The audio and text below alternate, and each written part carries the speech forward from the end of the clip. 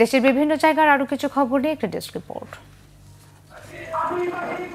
পার্বত্য উপদেষ্টা সুব্রত চাকমার আদিবাসী পরিচয়ের দাবির প্রতিবাদে বিক্ষোভ ও সমাবেশ করেছে পার্বত্য চট্টগ্রাম ছাত্র পরিষদ। পিসিসি রাঙামাটি জেলা শাখার উদ্যোগে এ কর্মসূচি পালন করা হয়।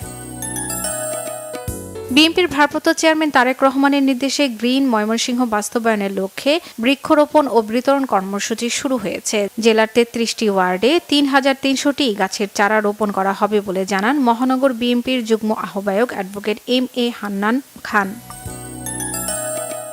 খাগড়াছড়ির মাটিরাঙ্গা পৌরসভার ৯ নম্বর ওয়ার্ড মহিলা দলের কাউন্সিল অধিবেশন হয়েছে। এতে নির্বাচনের জন্য নেতাকর্মীদের প্রস্তুত হওয়ার আহ্বান জানান জেলা মহিলা দলের সভাপতি কোহেলি দেওয়ান। হবিগঞ্জের তারেক পরিষদের ১৭তম প্রতিষ্ঠাবার্ষিকী উপলক্ষে শোভাযাত্রা হয়েছে। পৌরসভা মাঠ থেকে শোভাযাত্রাটি শুরু হয়ে সাইফুর রহমান টাউন হলে গিয়ে শেষ হয়। খুলনায় জুলাই বিপ্লবের সমমনা সংগঠনের সংবাদ সম্মেলন হয়েছে। খুলনা প্রেস ক্লাবের হুমায়ুন কবির বালু মিলনায়তনে এই সংবাদ সম্মেলনে লিখিত বক্তব্য পাঠ করেন আব্দুল্লাহ আল শাফিন। জয়পুরহাটে ৪ দফা দাবিতে মানববন্ধন করেছে চিকিৎসকরা। জেলা প্রশাসকের কার্যালয়ের সামনে এ কর্মসূচি পালন করেন তারা। কিশোরগঞ্জ পৌরসভার ২০২৫-২৬ অর্থবছরের বাজেট নিয়ে সংবাদ সম্মেলন হয়েছে। পৌর মিলনায়তনে সংবাদ সম্মেলনে সভাপতিত্ব করেন কিশোরগঞ্জ পৌরসভার প্রশাসক মমতাজ বেগম।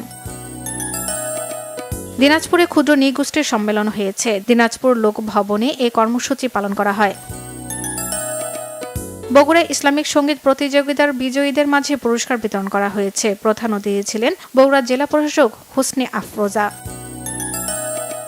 টাঙ্গাইলের নাগরপুরে ওয়াকফকৃত জায়গায় মডেল মসজিদ নির্মাণ না করে সরকারি কলেজ চত্বরে মডেল মসজিদ নির্মাণের প্রতিবাদে মানববন্ধন করেছে স্থানীয়রা। নাগরপুর উপজেলা স্বাস্থ্য কমপ্লেক্স রোডে এ কর্মসূচি পালন করা হয়। গাইবান্ধায় বন্যার পূর্ব প্রস্তুতি নিয়ে মহড়া হয়েছে। সাঘাটা উপজেলার দক্ষিণ সাথালিয়া সরকারি প্রাথমিক বিদ্যালয় মাঠে এ কর্মশালা হয়। সাভারের রাজাসনের সামনের সড়ক পাকা করার দাবিতে মানববন্ধন করেছে এলাকাবাসী। এ কর্মসূচিতে এলাকার কয়েকশো মানুষ এতে অংশ নেন। গেল বছরের বন্যায় ফেনীর ক্ষতিগ্রস্তদের মাঝে লায়ন্স ক্লাবস ইন্টারন্যাশনাল ফাউন্ডেশনের আওতায় ১,০০০ দুস্থ পরিবারের মাঝে খাদ্য সামগ্রী বিতরণ করা হয়েছে।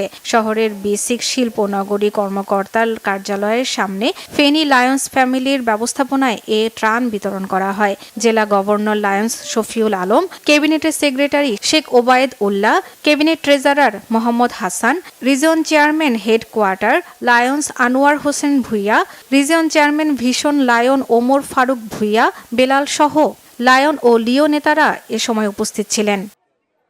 Sharmila Keya, Bangla vision news desk.